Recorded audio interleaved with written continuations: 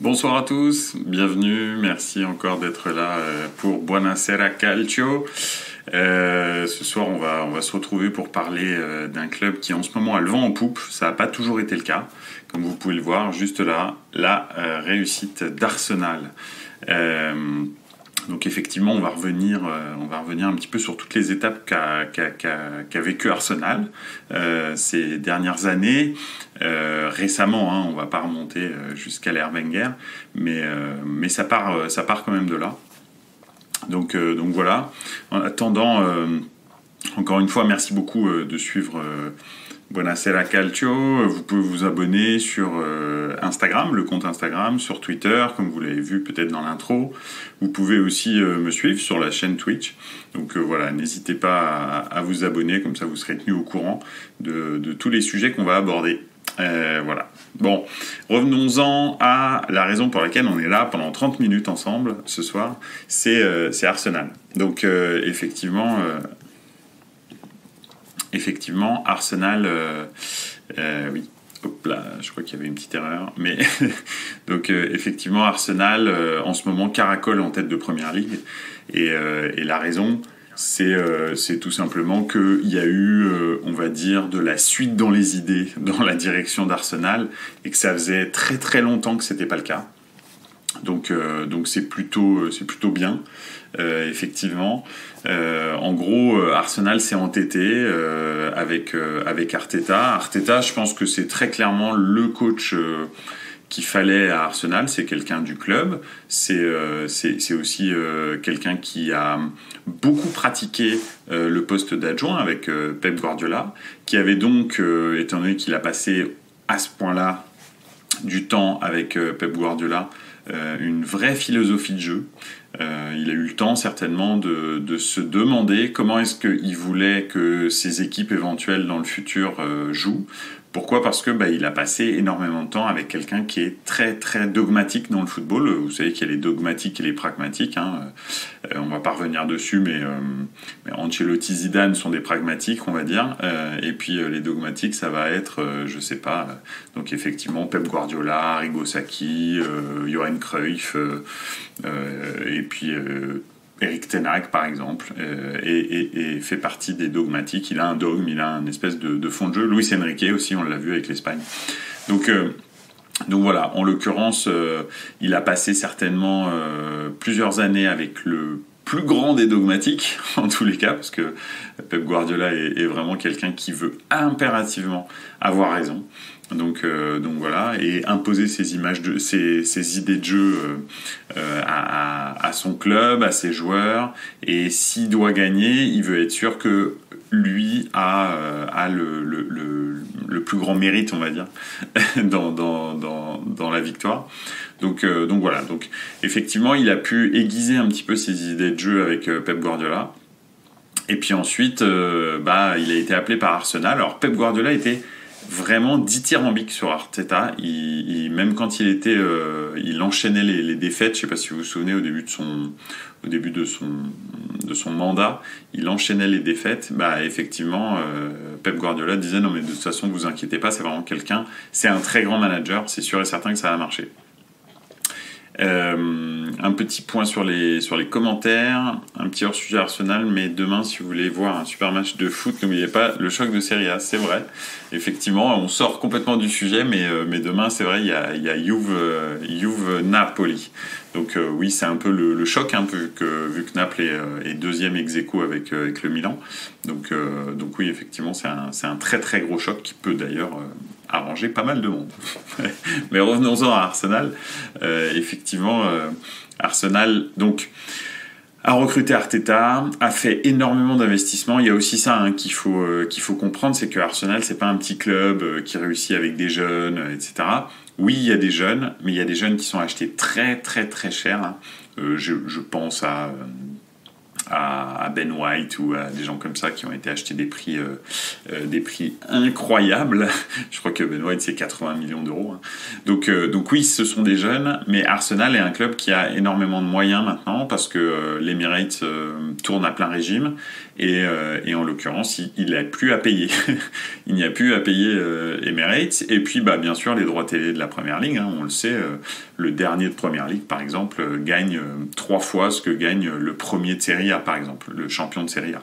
Donc effectivement, il y a quand vous terminez dans les 10 premiers de Première Ligue, vous avez des moyens qui sont incommensurablement plus grands que ceux de n'importe quel championnat en fait. Donc ça couplé on va dire à l'entêtement des dirigeants d'Arsenal a fait en sorte que finalement ils ont laissé quand même le temps à un coach de mettre en place une idée de jeu, un fond de jeu. Et puis finalement il y a eu des résultats. Il y a eu des résultats cette année. Alors l'année dernière c'était déjà pas mal, mais c'était très en dents de scie. C'était vraiment un coup bien, un coup beaucoup moins bien, et puis il y avait des fois des séries qui étaient pas terribles. Donc ça a fait d'ailleurs en sorte qu'ils étaient à un moment donné relativement près de la Champions et ils avaient même leur avenir entre leurs mains, je crois, à un moment. Et ils se sont effondrés parce que il n'y avait pas de continuité dans les résultats. Et c'est vrai qu'ils ont pu continuer à travailler correctement cet été. Il n'a pas été remis en question et ça a donné ça. Donc, alors il y a un commentaire qui dit la réussite d'Arsenal est d'avoir viré les joueurs mauvais comme Auba et Lacazette, d'avoir prêté un joueur comme Saliba et surtout d'avoir depuis Seaman un vrai gardien. C'est vrai que le gardien est bon, honnêtement, et c'est clair qu'il n'y a pas de résultat dans le football, et ça, c'est une constante. Hein. Très honnêtement, on ne peut pas avoir de résultats, et vous pouvez essayer de vous remémorer toutes les grandes équipes que vous avez vues gagner, etc., mais vraiment gagner, dominer. Il n'y a pas de grande équipe qui domine sans très grand gardien. Donc très honnêtement, c'est encore le cas pour Maignan. Je pense que Maignan, on prend le championnat d'Italie. Maignan est un gardien extraordinaire et je pense que il a une très très grande part dans le championnat du Milan. Si on prend, on voit par exemple le niveau de Courtois l'année dernière, quand en Ligue des Champions, c'était stratosphérique. Ederson et Alisson Becker sont deux très grands gardiens et c'est les deux équipes qui, ces dernières années, alors cette année c'est pas trop le cas, dominent la Première Ligue. Donc oui, effectivement, les gardiens sont des joueurs qui sont absolument décisif dans les résultats d'une équipe. On ne peut pas gagner avec un gardien qui est médiocre. C'est pas possible, ça n'existe pas. On prend Chelsea par exemple. Hein. Chelsea, Mendy avait fait une saison stratosphérique. Alors malheureusement, il n'a pas pu les reproduire ce type de saison. Et depuis que Mendy n'est plus à son niveau, là par exemple c'est Kepa même qui est titulaire. En fait. Les résultats de Chelsea sont vraiment en dents de scie. Alors il n'y a pas que ça, mais honnêtement, on ne peut pas gagner sans ça. Donc voilà. Donc effectivement, Arsenal a fait, comme tu dis, prêter des joueurs pour leur donner de l'expérience comme Saliba avec l'OM. Ils ont aussi fait des recrutements massifs. Effectivement, ils se sont débarrassés de 2-3 têtes de Turcs qu'avait Arteta. La prise de tête avec Aubameyang et Lacazette qui était un leader pas forcément positif dans cette équipe. Guendouzi aussi. Bref, ils ont essayé de nettoyer un petit peu tout ça. Donc ils ont réussi à se séparer de gens qui polluaient un petit peu l'atmosphère du club. Et c'est clair, je veux dire, Guendouzi se prenait la tête jusqu'à ce qu'il arrive à l'OM. Il se prenait la tête avec tout le monde. Lacazette, encore une fois, je me souviens encore des vidéos où Guendouzi, Lacazette et je ne sais plus quel autre joueur inhalait des ballons, là, vous savez, le gaz hilarant et perd des connaissances dans des soirées. Enfin bon bref, c'est pas, je dis pas que c'est lui qui a amené ça, mais c'est quand même pas une espèce de leader positif quand on fait ce genre de choses. Donc voilà, donc c'est oui, Mudryk. Donc oui, parce qu'on parle là en plus ils sont sur un méga transfert, un bon jeune ukrainien effectivement, Mudryk du Shakhtar Donetsk qui est assez impressionnant techniquement. Après, je sais pas ce que ça va donner au très haut niveau, et puis hors du Shakhtar, hein, parce qu'on sait que le Shakhtar, c'est vraiment un cocon particulier, avec une façon de jouer vraiment particulière, et puis vous êtes complètement isolé de tout, et là en l'occurrence même de l'Ukraine hein, maintenant, donc c'est vraiment on va voir quand il débarquera à Londres avec tout ce que ça implique d'être dans une mégalopole comme Londres et de jouer dans un grand club de football et à Londres, parce que ça peut aussi perturber les joueurs. On verra, mais ça peut être un très très bon recrutement. Le truc qui est notable à remarquer, pour revenir un petit peu à Arteta et au fond de jeu d'Arsenal, c'est que Arteta a passé énormément de temps, a été formé à la Masia déjà, a passé énormément de temps avec Pep Guardiola. Mais c'est pas pour ça que son Arsenal est une équipe d'ultra-possession. Et ça, moi, je trouve ça vachement bien parce qu'il a su s'émanciper de ça et il a su proposer un jeu tout à fait contemporain. C'est-à-dire que les équipes d'ultra-possession, et on l'a vu encore avec l'Espagne en Coupe du Monde, mais on le voit aussi avec le Manchester City de Pep Guardiola qui s'est transformé vers un jeu beaucoup plus en transition, a encore cette ultra-possession et malheureusement pour l'instant n'arrive pas à toucher le Graal. On le voit on l'a vu avec plein d'équipes qui ont la possession de balle en ce moment. En fait, la possession de balle, par exemple, je sais pas, la Belgique de Martinez, la possession de balle ne garantit absolument plus rien. Hein, on n'est plus dans les années 2010. Les équipes savent défendre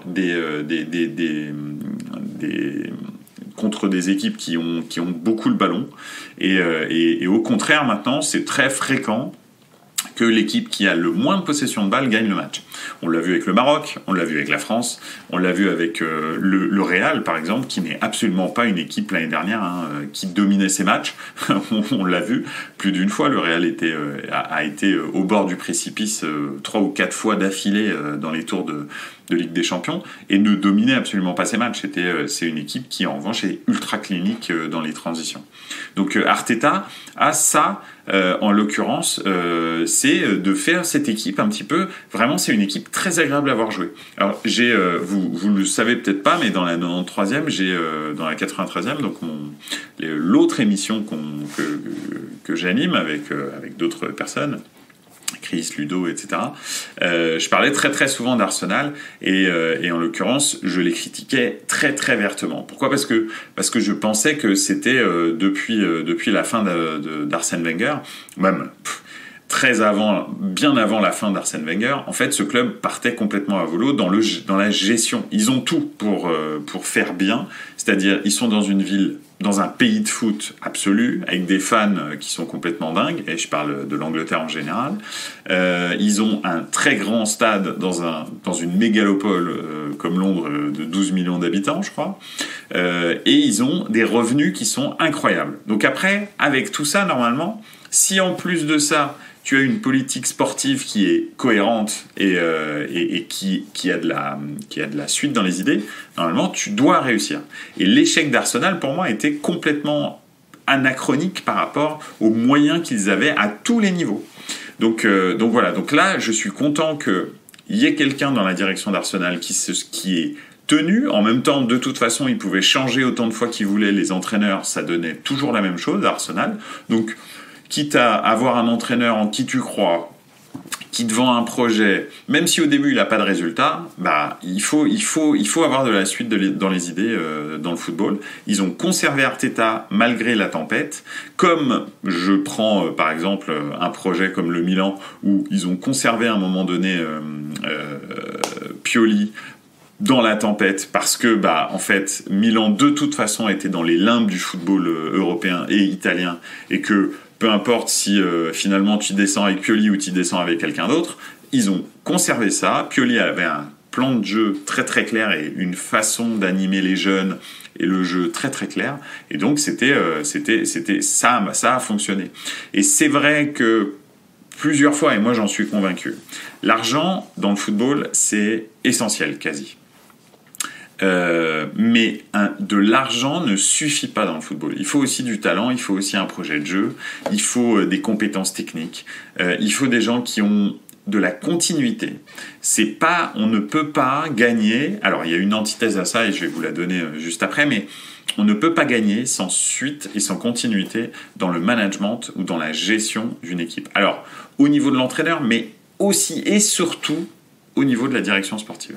La direction sportive doit savoir, lorsqu'elle fait un recrutement, où est-ce qu'elle va. C'est-à-dire que si on prend par exemple, je sais pas, Manchester United, c'est exactement l'inverse. Tous les recrutements de Manchester United sont... On ne peut pas savoir pourquoi ils recrutent un joueur. Ils recrutent un joueur parce qu'il est à la mode. Par exemple, là, ils ont recruté Anthony. Anthony est sorti du chapeau. Est-ce que réellement, quand on regarde l'effectif de Manchester United, ils avaient besoin d'Anthony? Je suis pas sûr. Vraiment pas. Ils avaient certainement besoin d'un milieu relayeur. Ils avaient besoin donc effectivement maintenant ils ont une sentinelle devant la défense en lieu et place de Casemiro. Donc ça c'était un recrutement qui était intéressant. Mais en revanche ils ont besoin de milieux relayeurs de très haut niveau. Ils les ont pas. Ils ont des latéraux qui sont plutôt pas mauvais, mais ils ont surtout besoin de défenseurs centraux, et c'est pas là-dessus qu'ils investissent. Ils investissent sur des ailiers, des milieux offensifs. Ils ont pas de numéro 9 vraiment attitré, et ils n'investissent pas dessus. Donc, en fait, c'est ça. Quand vous regardez Manchester United, ça sert à rien de vous demander pourquoi est-ce que ça fonctionne pas. C'est parce que, en fait, il n'y a aucune suite ou idée de jeu lorsqu'on fait un recrutement. On se dit pas quel est mon Weghorst, je suis pas sûr. Alors parce qu'il y a dans les commentaires Forzaio me dit maintenant s'il y a Weghorst qui arrive, ok, enfin Weghorst, je suis pas sûr que ce soit le super recrutement pour Manchester United. Mais bon, on verra bien, hein. Peut-être qu'il a des qualités athlétiques en tous les cas, donc on verra bien. Je fais un petit point sur les commentaires en plus, donc oui c'est ça, voilà, absolument. J'avais très peur de voir un City bis avec Arteta et Arsenal en l'occurrence. Arteta s'est émancipé vraiment du projet de jeu de Guardiola, et ça c'est vraiment bien.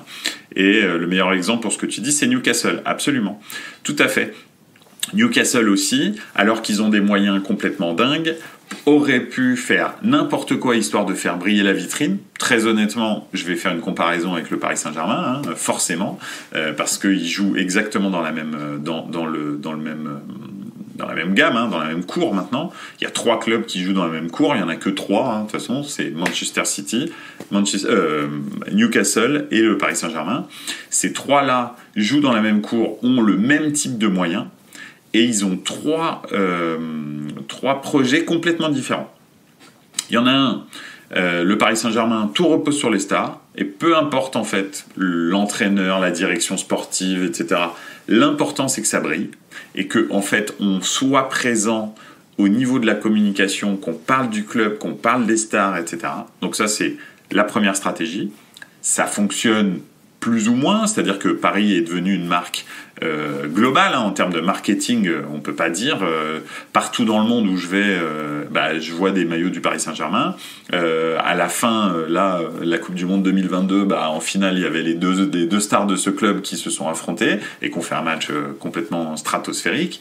Donc, en un sens, ça fonctionne, mais pas en termes de résultats, parce que donc, rêvons plus grand, la Ligue des Champions, tout ça, chaque année, le 8e ou le quart de finale sont funestes pour le Paris Saint-Germain. Deuxième stratégie, la star, c'est l'entraîneur. Tout repose sur l'entraîneur. Il a des moyens illimités, et il faut bien le comprendre, hein, il a des moyens illimités. Mais avant tout et de toute façon, la star, c'est l'entraîneur. Donc il n'y a aucun joueur qui doit dépasser l'entraîneur. Ça fonctionne plus ou moins. Alors Manchester City n'a pas du tout le rayonnement de Paris. Pourquoi ? Parce que Manchester City est un club qui est absolument pas, qui n'a absolument pas le palmarès du Paris Saint-Germain avant le rachat par les Émiratis. Donc voilà, c'est un club lambda du championnat d'Angleterre. Et puis ensuite, c'est Manchester. Quand on compare la ville de Manchester et quand on compare la ville de Paris, forcément le rayonnement planétaire n'est pas du tout le même. Donc effectivement, il y a ça. Ça marche en termes de marque plus ou moins. Et en termes de résultats, c'est incroyable ce qu'ils font en Première Ligue, très honnêtement. C'est le championnat le plus dur du monde et ils font des choses absolument incroyables. Mais pour l'instant, Ligue des Champions, ça fonctionne pas. Donc on en est à peu près, avec 2 stratégies différentes, à peu près au même endroit. Et enfin, Newcastle, des moyens illimités, mais il recrute un entraîneur qui a une vision de jeu et un plan de jeu qui est évident, qui ne veut absolument pas polluer son groupe par des stars complètement, on va dire, planétaires, et qui recrute en revanche de très bons joueurs par touche, avec une idée de pourquoi est-ce qu'il le recrute, et ça donne ça. Et Arsenal a fait exactement la même chose. Alors Arsenal avait déjà les joueurs, on va dire, ils avaient, et si on regarde Martinelli, alors là Gabriel Jesus a été recruté vraiment avec une idée de ce que voulait faire Arteta. Mais quand on prend Saka et Martinelli, ils étaient déjà là. Quand on prend Odegaard, alors Odegaard a été recruté récemment, mais c'est vrai que c'est pareil, c'était avec une vraie idée de jeu. Ils avaient après la structure de la défense, ils l'avaient à peu près depuis longtemps. Enfin, ils étaient chez les jeunes. Gabriel est arrivé du Milan il y a très longtemps en provenance d'Arsenal. Saliba, pareil, a été recruté très très jeune. Les latéraux, bon, ça c'est un petit peu plus nouveau, mais voilà. Donc il y a une vraie idée de jeu, et ça c'est ce qui fait la différence, et c'est ce qui fait les résultats de Manchester City. Donc en gros, d'Arsenal pardon. En gros, c'est vrai que, et de Newcastle d'ailleurs. Et c'est vrai que contrairement à Manchester et puis je sais pas qui est-ce qu'on pourrait dire. Tottenham aussi qui fait des recrutements un petit peu comme ça sporadiques, on sait pas trop. Ça dépend du manager. Quand c'était Mourinho, bah effectivement il recrute un coup comment il s'appelle, Bergwijn, on sait pas vraiment pourquoi, et puis ça a pas vraiment marché. Enfin voilà, il y a des c'est assez sporadique, on sait pas trop quelle est l'idée derrière les recrutements. Donc c'est un peu les 2 écoles qui s'opposent en première ligne, on va dire, les 3 écoles, on va dire. Et en l'occurrence, il y a aussi autre chose, c'est l'exception Chelsea. Alors, pourquoi est-ce que je reviens sur Chelsea ? Parce que je disais, il y a une antithèse à ce que je dis, c'est comme d'habitude, il y a toujours une exception dans tous les concepts, et dans le football c'est exactement la même chose. Lorsqu'on dit qu'il faut de l'argent, il faut une vraie direction sportive, et il faut de la continuité dans le management, bah il y a Chelsea. Chelsea qui, à chaque fois que elle a gagné la Ligue des Champions, était dans une année de transition. C'est-à-dire que la première année, Ancelotti, qui est-ce qui se fait virer ? Je ne sais plus. Je ne sais plus si c'est Ancelotti ou Mourinho, mais il me semble que c'est Ancelotti. Et Di Matteo arrive, et c'est pendant l'espèce d'intérim de Di Matteo qu'ils gagnent leur première Ligue des Champions. Alors que, très clairement, quand ils avaient Mourinho, Ancelotti et tout, ils étaient vraiment au summum. Ensuite, il gagne avec Thomas Tuchel, pareil, qui vient d'arriver au mois de janvier, qui remplace un autre, je ne sais plus qui est-ce qui remplace, mais en tous les cas, il le remplace. Et c'est lorsque Tuchel est aux commandes qu'il gagne. Et il faut savoir que Chelsea, en général, a une espèce en tous les cas, sous Abramovich, parce qu'on est dans une autre ère, mais sous Abramovich a eu vraiment une bougeotte incroyable au niveau des entraîneurs. Alors pas de la direction sportive, mais des entraîneurs.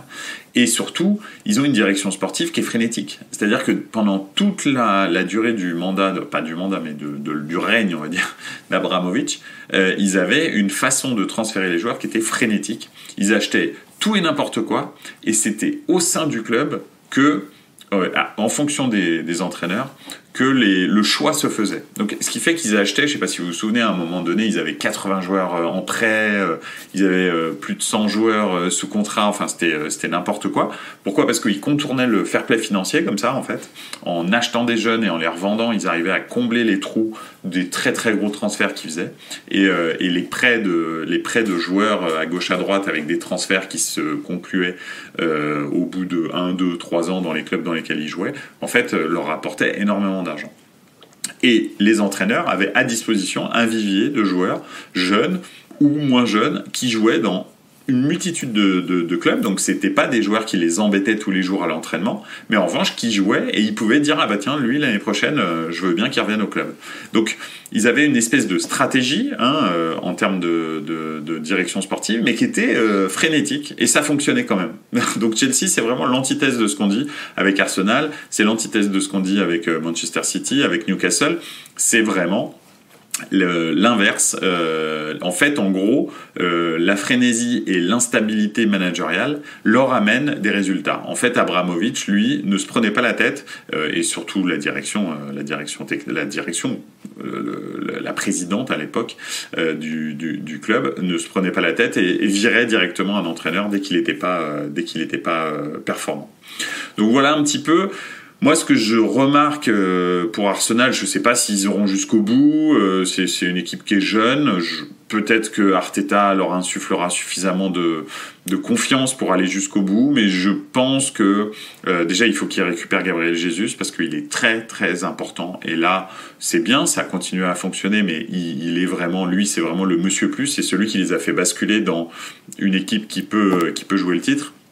Donc ça, c'était un super recrutement. Il faut dire qu'Arteta l'avait vu jouer pendant longtemps, l'avait eu à l'entraînement. Donc lui, il savait la qualité du joueur intrinsèque. C'est vrai que malheureusement à City, déjà il joue 109, quasi, on va dire, Pep Guardiola. Alors là, depuis qu'ils ont recruté Haaland, c'est un petit peu différent parce qu'il s'est aperçu que peut-être s'il voulait gagner la Ligue des Champions avec Manchester City, c'est effectivement avec un 9, même s'il voulait pas. Un petit commentaire, pour moi le point noir d'Arsenal c'est le banc. Oui, c'est vrai, tout à fait. Est-ce qu'ils vont aller jusqu'au bout ? Probablement que le banc va leur poser des problèmes. Ça, et puis la peur de gagner.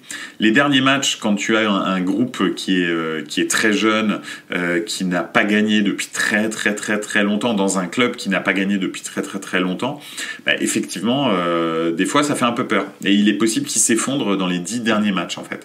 Qu'ils s'effondrent, pas totalement, je pense quand même qu'ils iront en Ligue des Champions. Maintenant ils sont quand même très très loin devant les autres, on va dire le 5e, 6e, 7e de Première Ligue. Donc je pense qu'ils iront en Ligue des Champions. Maintenant, est-ce qu'ils gagneront face à l'armada Manchester City, on verra. Après, c'est vrai qu'Arsenal a cette avance du fait qu'ils sont en tête, et en plus, leur groupe de joueurs, quasi tous leurs joueurs n'ont pas été vraiment titulaires à la Coupe du Monde. Alors, ceux qui sont partis à la Coupe du Monde, déjà il n'y en a pas beaucoup, c'est pas non plus fou, et ceux qui sont partis n'ont quasi pas joué, excepté Saka. Saka, lui, c'est vrai, il a joué quasi tous les matchs. Gabriel Jesus, malheureusement, non. Et puis Odegaard ne jouait pas. Saliba n'a pas joué du tout. Martinelli, je pense qu'il a joué une fois ou deux, si je me souviens bien, mais bon, c'était quelques minutes par-ci par-là. Donc, ce sont des joueurs qui ont eu quasi les 50 jours de repos en fait. Ils sont allés s'entraîner, etc. Ils ont gardé la forme, mais ils n'ont pas joué des matchs de très très haut niveau pendant je sais pas combien de temps. Et puis en plus, Arsenal n'a pas la Ligue des Champions, qui est très très très consommatrice d'énergie. Donc voilà, ils ont ça pour eux. Après, de l'autre côté, ils ont une machine comme Manchester City avec un banc complètement stratosphérique. Tu as tout à fait raison, contrairement à ce qui se passe à Arsenal. Donc voilà. Donc effectivement, on verra bien où est-ce qu'ils vont. Oui, c'était Villas-Boas qui avait été viré et Di Matteo avait pris la suite et gagné la Ligue des Champions. Absolument, tout à fait. Donc oui, on verra bien ce que ça donne. Mais je pense sincèrement que Arsenal peut faire quelque chose. En tous les cas, je reconnais à ce club qui était complètement perdu dans la stratégie sportive, d'avoir redressé les choses. Et ça c'est vraiment bien. Je suis toujours pas un super fan d'Arsenal. Alors je suis fan que d'un club, voilà, il est rouge et noir. Mais je suis, on va dire, en Angleterre, j'aime plutôt Liverpool que parmi tous les autres clubs, ce serait plutôt Liverpool. Mais bon, Arsenal, c'est toujours bien de revoir Arsenal revenir dans le game et en plus de perdurer dans cette espèce d'école que Wenger avait mis en place, parce que juste un petit point histoire pour terminer. Avant Wenger, on appelait Arsenal le boring Arsenal.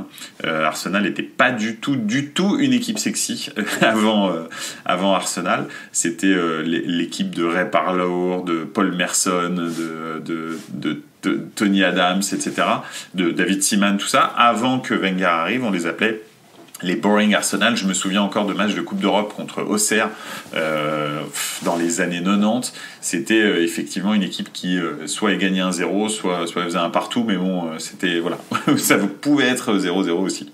Donc voilà, donc l'école, on va dire, de beau jeu a été mis en place par Wenger, et c'est bien que Arteta reprenne un petit peu ça. En même temps, ça a été un joueur de Wenger, donc voilà. Voilà, écoutez, pour Bournemouth, c'est vrai, en rouge et noir, mais non, c'est pas eux.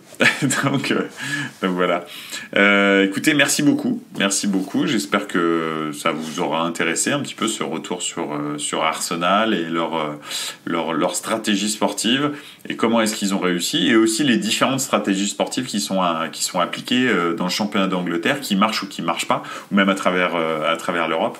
Donc voilà. Mais bon, en tous les cas, Arsenal prouve qu'il faut et de l'argent, et du talent, et de la continuité pour réussir.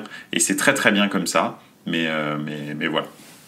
Je vous souhaite une excellente soirée. Ciao ragazzi. Et puis n'oubliez pas, suivez la chaîne, suivez-moi sur Instagram, sur Twitter et sur Twitch. Voilà, à lundi prochain, ce sera une émission peut-être un petit peu particulière parce que je serai en déplacement, donc je vais voir comment je vais faire, mais il y aura certainement une émission. Voilà, allez, je vous souhaite une excellente soirée.